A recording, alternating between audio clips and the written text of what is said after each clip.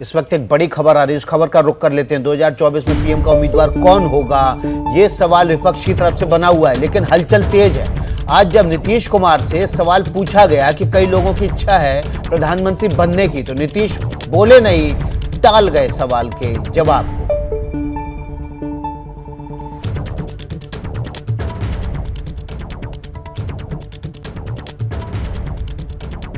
तो नीतीश कुमार से जब सवाल पूछा गया कि बहुत सारे लोगों की इच्छा है कि प्रधानमंत्री बने, तो इस सवाल के जवाब को टालते हुए नीतीश कुमार ने कहा कि वो सब छोड़ दीजिए। पीएम उम्मीदवारी पर बोले नीतीश कुमार, इस वक्त की बड़ी खबर एबीपी न्यूज पर, वो सब बातें छोड़ दीजिए। नीतीश कुमार ने पीएम उम्मीदवारी के सवाल पर जवाब दिया है।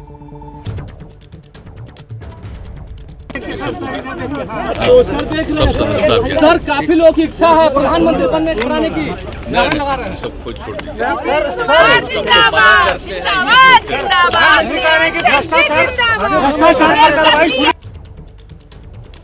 प्रधानमंत्री बनने की इच्छा के सवाल पर नीतीश कुमार का बड़ा बयान सामने आया है। पीएम की उम्मीदवारी पर नीतीश कुमार बोले, वो सब बातें छोड़ दीजिए। नीतीश कुमार ने सवाल के जवाब में ये कहा है, एक बार फिर से आपको सुनवाते हैं क्या कुछ नीतीश कुमार ने कहा है पीएम उम्मीदवारी के सवाल पर। सर, काफी लोगों की इच्छा है प्रधानमंत्री बनाने की, नारा लगा रहे हैं। सब कुछ छोड़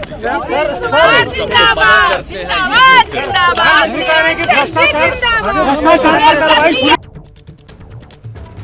वो सब बातें छोड़ दीजिए, ये बात कही है नीतीश कुमार ने। आपको बता दें कि आज से जेडीयू की राष्ट्रीय कार्यकारिणी की बैठक है और जगह जगह होर्डिंग पोस्टर भी लग गए हैं जिसमें लिखा गया है प्रदेश में कि आप देश में करेंगे। जाहिर तौर पर पीएम की उम्मीदवारी पर दावा नीतीश कुमार ठोक रहे हैं, लेकिन बयान कुछ और ही कह रहे हैं। प्रकाश कुमार हमारे सहयोगी इस खबर पर ज्यादा जानकारी के साथ जुड़ गए।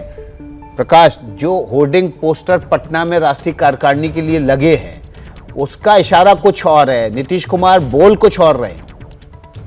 देखिए विकास, पटना में 2 दिन का कल और परसों लगातार राष्ट्रीय अधिवेशन है इनकी पार्टी का और पूरे देश से इनके कार्यकर्ता, नेता, अध्यक्ष सभी आ रहे हैं। तो जाहिर है कि एक उत्साह का वातावरण जो है वो क्रिएट किया जा रहा है कि कैसे बिहार से पूरे देश में पीएम पद की उम्मीदवारी के तौर पर या पीएम बनने की कोशिश के तौर पर नीतीश कुमार को प्रोजेक्ट किया जाए। तो पार्टी के अंदर में उत्साह और प्लस बिहार में उत्साह क्रिएट करने की, ताकि वोटरों पर ये जाए कि बिहारी मान सम्मान के मद्देनजर उन तक लोग आए और वो चेहरा बने मोदी के खिलाफ में। पीएम मोदी जो अभी हैं उनके खिलाफ में और उन्हें चुनौती देने के लिए ये तैयारी हो रही है, उसी हिसाब से दिख रहा है। लेकिन नीतीश कुमार बार बार इनकार कर रहे हैं।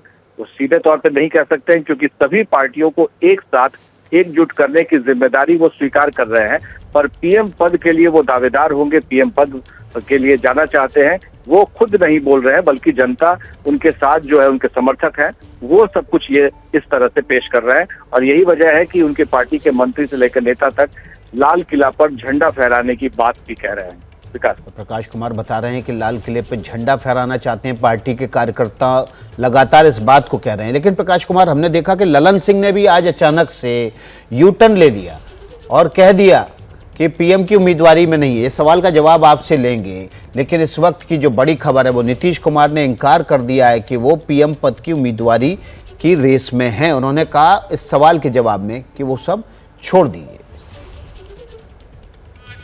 और भ्रष्टाचारियों को बचाने के लिए कुछ राजनीतिक दल खुल करके सामने आ गए हैं, संगठित होने का प्रयास कर रहे हैं। ये भ्रष्टाचारियों को बचाने वालों से लगातार सतर्क रहना है। जब श्रद्धेय अटल बिहारी वाजपेयी देश के प्रधानमंत्री के साथ जो काम करने का मौका मिला, किस तरह से काम किया, किस तरह से उन्होंने सब लोगों का ख्याल रखा, और यहाँ पर भी बिहार के लोगों ने काम करने का मौका दिया है। कोई भी साथ रहे और पिछले वर्षों से कितना काम कर रहे हैं। अब कोई है केंद्र में अपना कुछ बोलते रहते हैं, हम सब पर ध्यान ही नहीं देते। चलिए निश्चित प्रधानमंत्री भ्रष्टाचारियों को बचा रहे हैं, भ्रष्टाचारियों को बचा रहे हैं, पोलराइजेशन कर रहे हैं, कुछ राजनीतिक दल कूद गए हैं। कहाँ कौन भ्रष्टाचारी को बचा रहा है? कोई भ्रष्टाचारी को बचाएगा? खुद ही सोचना चाहिए ना भ्रष्टाचारियों को बचाने का। इधर उधर कोई राज्य में जो हो रहा है कहां से किसको लाने का, तो वो ना अपना सोचे वो लोग। यहाँ पर तो हम लोग कभी भी भ्रष्टाचारियों को इतने दिनों में बर्दाश्त नहीं किया, एक बार अच्छी तरह जान लीजिए। लेकिन वो क्या बोलते हैं तो अपना बोले, हमको उससे क्या मतलब। तो लगातार वार पलटवार का दौर चल रहा है। प्रधानमंत्री नरेंद्र मोदी ने नीतीश कुमार से कहा कि तमाम लोग एकजुट हो गए हैं भ्रष्टाचारियों को बचाने के लिए, तो इसके जवाब में पलटवार करते हुए नीतीश कुमार ने कहा कि कहाँ कोई किसी भ्रष्टाचारी को बचा रहा है, हम तो कार्रवाई कर रहे हैं।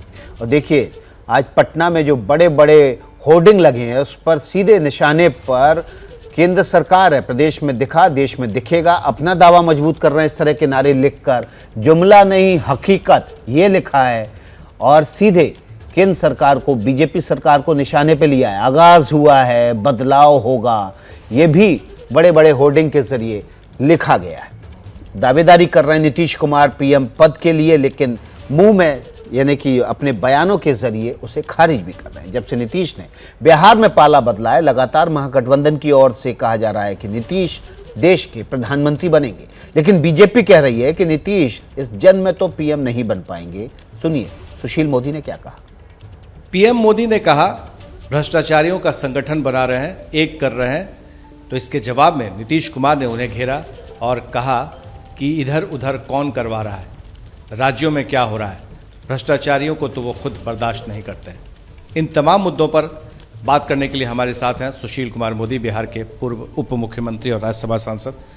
ये तो नीतीश कुमार कह रहे हैं कि भ्रष्टाचारियों को तो बर्दाश्त नहीं करते हैं, और आपके नेता कह रहे हैं सबको एक करके एक साथ ला रहे हैं। देखिए, ऐसा लगता है कि नीतीश जी ने सुपारी ले लिया है भ्रष्टाचारियों को बचाने की।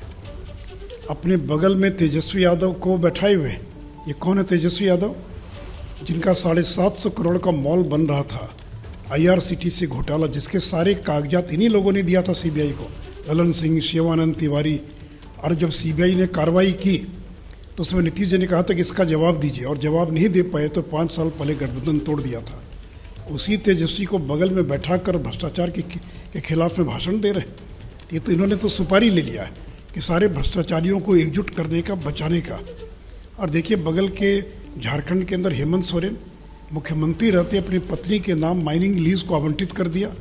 ये महाराष्ट्र में नवाब मलिक कौन है, ये अनिल देशमुख कौन है, दिल्ली के अंदर सत्येंद्र यादव, अभी मनीष सिसोदिया के यहाँ छापा पड़ा।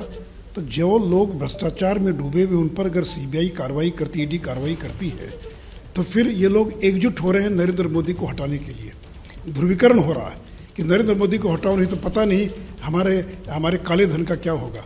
और बिहार में तो नीतीश जी ने उस लालू यादव से समझौता कर लिया जो भ्रष्टाचार के 5-5 मामलों में सजा याफ्ता है। पर ये तो अब उल्टा वो आरोप लगा रहे हैं कि आप लोग जो है विधायकों की खरीद फरोख्त करते हैं, इधर से उधर करते हैं, वो भ्रष्टाचार नहीं है क्या? कौन का खरीद फरोख्त कर रहा है बताएं। वो भी महाराष्ट्र में एकनाथ शिंदे टूट कर आए बीजेपी के साथ, हमने सरकार बनाई उनके साथ। लेकिन अनिल देशमुख, ये नवाब मलिक, ऐसे आधे दर्जन लोग थे जो उनके मंत्रिमंडल में, जो महाराष्ट्र विकास आघाड़ी के मंत्रिमंडल में।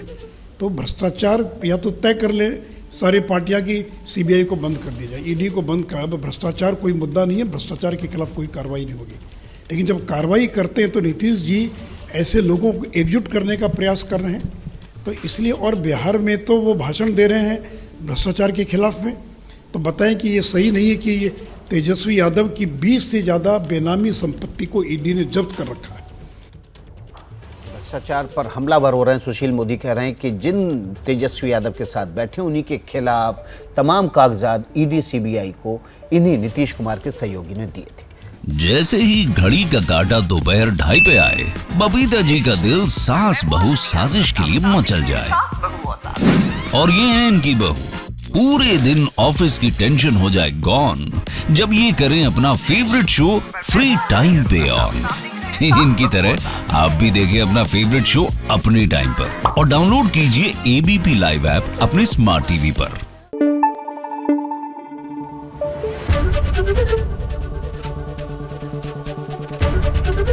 एबीपी न्यूज आपको रखे आगे।